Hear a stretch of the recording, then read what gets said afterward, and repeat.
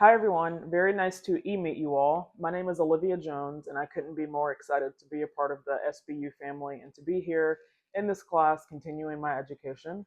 I'll get right into who I am and where I see myself in the future of the sports field.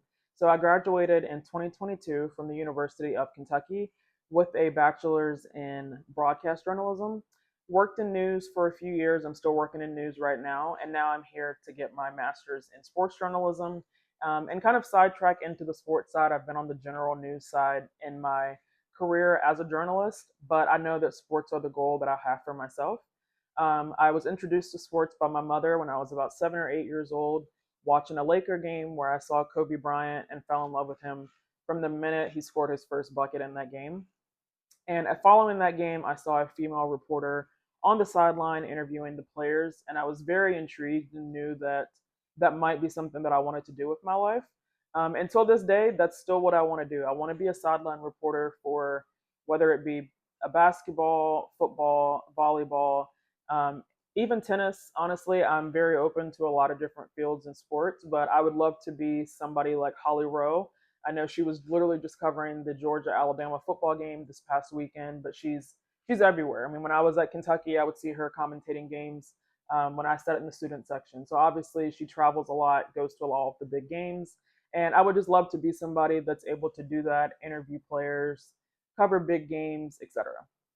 So, following my graduation in 2022 from Kentucky, I worked at a news station in Lexington, the NBC affiliate WLEX, where I worked behind the scenes as an assignment editor. But I had an internship there before I got hired full time. And during my internship, I was able to work as a general news and a sports reporter. So, I spent a lot of time with the sports department, picking their brains, seeing how everything worked. And what I've learned about sports journalism not only as a student but as a journalist working in the field is it's not just about reporting.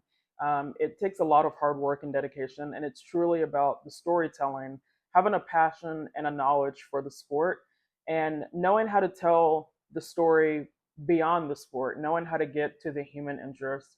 I think watching shows like ESPN's E60 is a perfect example of deep diving into that. And I think honestly, some of the articles that we've read so far in this class prove that it's bigger than just saying what the score is or this guy caught a game-winning touchdown. I've enjoyed all of the things that we've read so far. The Avalanche story that we had last week, and even the first story on Drew Robinson, just showed the way that the journalists wrote those stories. Just showed that it's bigger than sports, and they were able to really connect the human interest. And that's something that I hope to do. I would also love to write as well as be a reporter. But storytelling is a big part of what we do, and it really helps to make you stand out as a journalist. Since leaving Kentucky, I have since moved to Charlotte, North Carolina, where I've been for the past 2 years, still working as an assignment editor behind the scenes. But what's been the most amazing part of transitioning from a college town where my college was obviously, like I said, the holy grail of the city, of the state, to move into Charlotte. I went from having a sports team that was 7 people to now having a sports team that is literally a two-man show.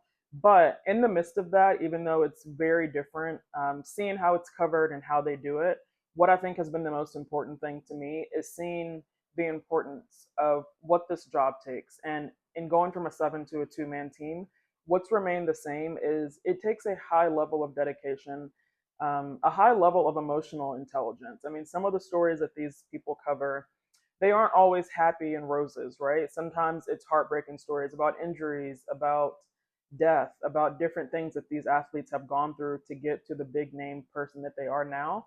So just seeing the way that they're able to know how to ask the right questions beyond the basic level is something that's really impressed me. Seeing the level of writing, the level of expertise in their journalistic writing, the way that they edit their stories and their packages is really phenomenal. It's definitely been a joy just seeing how they all do everything and just taking notes so that I know when my chance comes, I will have not only the experience of working in the field and observing them, but having talked to them and being able to work with them when I get to. I'm not able to work with the sports department as much as I was in Kentucky, but it's still just amazing to look at them, see what they do every day, and it honestly motivates me to continue to chase my dreams. As a sports reporter, I want to do more than just report. I want to deep dive into the storytelling, build that personal connection and the emotional connection to dig deeper into who the athlete is off the court, behind the jersey, and just who they are as a regular person. That's so important to me. I've enjoyed so many different stories and articles that I've read on my own time about athletes because I think it's so easy as the viewer to get caught up in the athlete, the touchdowns, the digs, anything like that from the sports standpoint. But sometimes I think it's easy to forget that they are human just like me and you. So I want to make sure that in my career as a sports journalist, I can deep dive into those stories and tell a story that's going to not only make them proud, but make the viewers understand more about who they are. So, very excited to do that throughout my career. In our readings this week and just in real life, I think it's incredible to see how digital journalism and real time reporting has changed drastically.